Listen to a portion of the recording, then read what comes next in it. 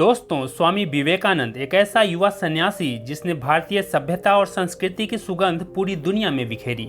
विश्व के सबसे बुद्धिमान इस युवा सन्यासी की विश्वविख्यात पुस्तक कर्मयोग की कुछ मुख्य बातें जो मैंने इस पुस्तक से सीखा है, आज मैं आपके साथ शेयर करता हूँ। स्वामी जी बताते हैं कि कर्म अर्थात करना, जो कुछ किया जाता है वही कर्म है।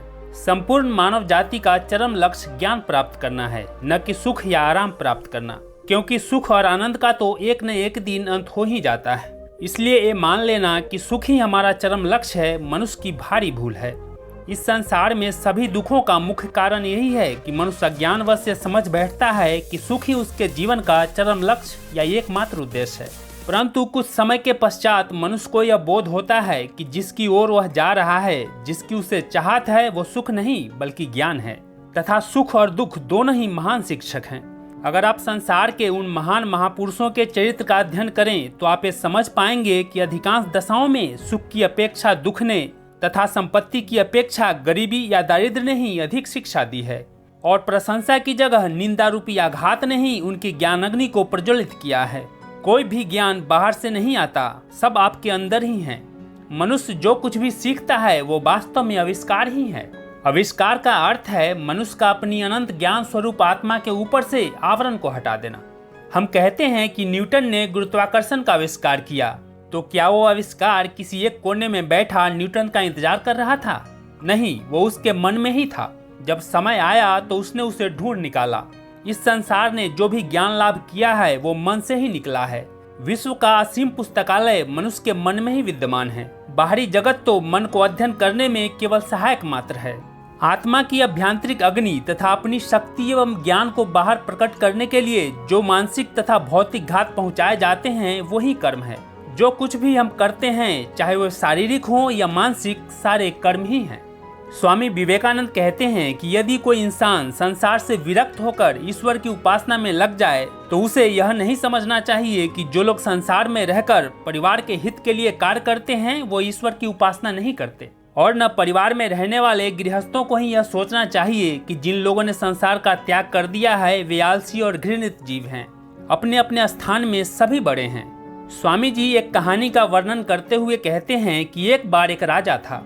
उसके राज्य में जब कभी कोई सन्यासी आते तो उनसे वह हमेशा एक प्रश्न पूछा करता था कि संसार का त्याग कर जो सन्यास ग्रहण करते हैं वह श्रेष्ठ हैं, या समाज में रहकर जो गृहस्थ के सारे कर्तव्यों को करता जाता है वो श्रेष्ठ है। अनेक विद्वान लोगों ने राजा के प्रश्न का उत्तर देने का प्रयत्न किया। कुछ लोगों ने कहा कि सन्यासी श्रेष्ठ है। यह सुनकर राजा ने इसे सिद्ध करने को कहा। जब वे लोग सिद्ध न कर सके तो राजा ने उन्हें विवाह करके गृहस्थ हो जाने की आज्ञा दे दी। कुछ और विद्वान आए और उन्होंने कहा कि यह गृहस्थ ही श्रेष्ठ है। तब राजा ने उनसे भी उसे प्रमाणित करने को कहा, पर जब वे प्रमाण न दे सके तो राजा ने उन्हें भी गृहस्थ हो जाने की आज्ञा दी। अंत में एक युवा सन्यासी आए। राजा ने उनसे भी उसी प्रकार प्रश्न किया। उस युवा सन्यासी ने कहा, हे राजन, अपने अपने स्थान पर दोनों ही श्रेष्ठ है, कोई भी कम नहीं है।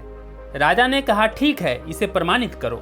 युवा सन्यासी ने कहा, हाँ, मैं इसे सिद्ध कर दूंगा, परंतु तुम्हें मेरे साथ आना होगा और कुछ दिन मेरे जैसा जीवन व्यतीत करना होगा, तभी मैं अपनी बात का प्रमाण दे सकूंगा।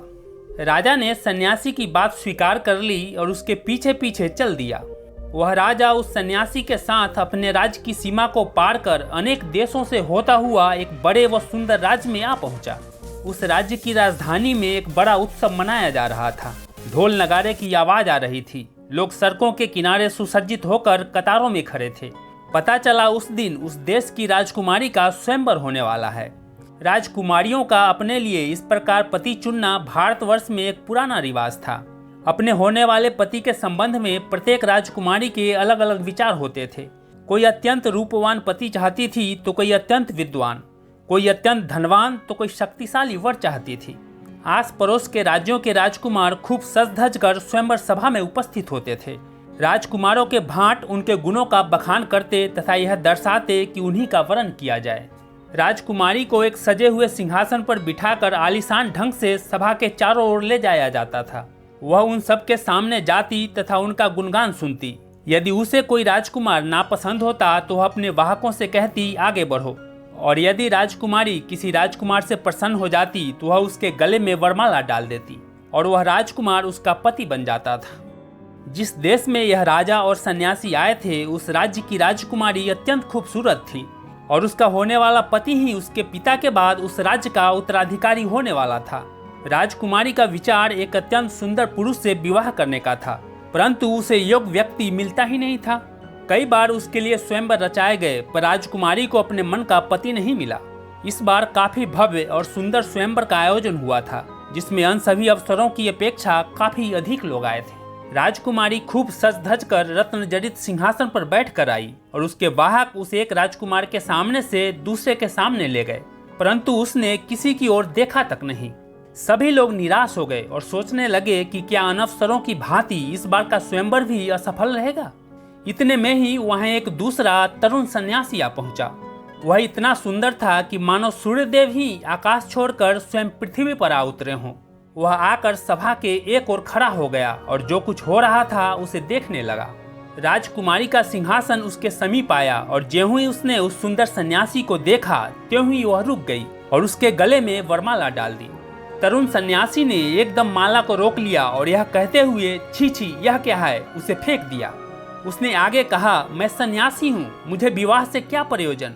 उस देश के राजा ने सोचा कि शायद निर्धन होने के कारण यह राजकुमारी से विवाह करने का साहस नहीं कर रहा है, इसलिए उसने सन्यासी से कहा, देखो, मेरी कन्या के साथ तुम्हें मेरा आधा राज्य मिल जाएगा और मेरी मृत्यु के बाद पूरे राज्य पर तुम्हारा अधिकार होगा। और यह कहकर उसने सन्यासी के गले में फिर से माला डाल दी। उस युवा सन्यासी ने माला फिर से निकाल कर फेंक दी और कहा, छी, यह क्या झंझट है, मुझे विवाह से क्या मतलब। और यह कहकर वह तुरंत सभा छोड़कर चला गया। इधर राजकुमारी इस युवा पर इतनी मोहित हो गई कि उसने कह दिया कि मैं इसी युवा से विवाह करूंगी, नहीं तो अपने प्राण त्याग दूंगी। और राजकुमारी सन्यासी के पीछे पीछे उसे लौटा लाने के लिए चल पड़ी। इसी अवसर पर अपने पहले सन्यासी ने, जो राजा को यहाँ लाए थे, राजा से कहा, राजन, चलिए, इन दोनों के पीछे हम भी चलते हैं। और फिर वे उनके पीछे पीछे काफी फासला रखते हुए चलने लगे। वह युवा सन्यासी जिसने राजकुमारी से विवाह करने से मना कर दिया था, कई मील निकल गया और अंत में एक जंगल में घुस गया। उसके पीछे राजकुमारी थी और उन दोनों के पीछे ये दोनों। तरुण सन्यासी उस वन से भली भांति परिचित था तथा वहाँ के सारे जटिल रास्तों का उसे ज्ञान था। वह एकदम एक रास्ते में घुस गया और अदृश्य हो गया। राजकुमारी उसे फिर देख न सकी। उसे काफी देर ढूंढने के बाद अंत में वह एक वृक्ष के नीचे बैठ गई और रोने लगी, क्योंकि उसे बाहर निकलने का रास्ता मालूम नहीं था। इतने में यह राजा और सन्यासी उसके पास आए और उससे कहा, बेटी, रो मत, हम तुम्हें जंगल से बाहर निकाल ले चलेंगे, परंतु अभी बहुत अंधेरा हो गया है, इसमें रास्ता ढूंढना सहज नहीं है। यही एक बड़ा पेड़ है, आओ इसी के नीचे हम सब विश्राम करें और सवेरा होते ही हम तुम्हें मार्ग बता देंगे। अब उस पेड़ की एक डाली पर एक छोटी चिड़िया, उसकी पत्नी तथा उसके 3 बच्चे रहते थे। उस चिड़िया ने पेड़ के नीचे इन तीनों लोगों को देखा और अपनी स्त्री से कहा, देखो, हमारे यहाँ ये लोग अतिथि हैं, जाड़े का मौसम है, हम लोग क्या करें, हमारे पास आग तो है ही नहीं। यह कहकर वह उड़ गया और एक जलती हुई लकड़ी का टुकड़ा अपनी चोंच में दबा लाया और उसे अतिथियों के सामने गिरा दिया। उन्होंने उसमें लकड़ी लगा लगा कर खूब आग तैयार कर ली, परंतु चिड़िया को फिर भी संतोष न हुआ। उसने अपनी स्त्री से कहा, बताओ, अब हमें क्या करना चाहिए, ये लोग भूखे हैं और इन्हें खिलाने के लिए हमारे पास कुछ भी नहीं है। हम लोग गृहस्थ हैं और हमारा धर्म है कि जो कोई हमारे घर आए हम उसे भोजन कराएं। जो कुछ भी मेरे वश में है मुझे अवश्य करना चाहिए, मैं उन्हें अपना ये शरीर दे दूंगा। ऐसा कहकर वह आग में कूद पड़ा और भुन गया। अतिथियों ने उसे आग में गिरते देखा तो उसे बचाने का प्रयत्न किया, परंतु बचा न सके। उस चिड़िया की स्त्री ने अपने पति का त्याग देखा और अपने मन में कहा, ये लोग तो 3 हैं, उनके भोजन के लिए केवल एक ही चिड़िया पर्याप्त नहीं है। पत्नी के रूप में मेरा यह कर्तव्य है कि अपने पति के परिश्रमों को मैं व्यर्थ न जाने दूं, वे मेरा भी शरीर ले लें। और ऐसा कहकर वह भी आग में गिर गई और भुन गई। इसके बाद जब उन 3 छोटे बच्चों ने देखा कि उन अतिथियों के लिए इतना तो पर्याप्त न होगा, तो उन्होंने आपस में कहा, हमारे माता पिता से जो कुछ बन पड़ा उन्होंने किया, परंतु फिर भी इतना पूरा न पड़ेगा।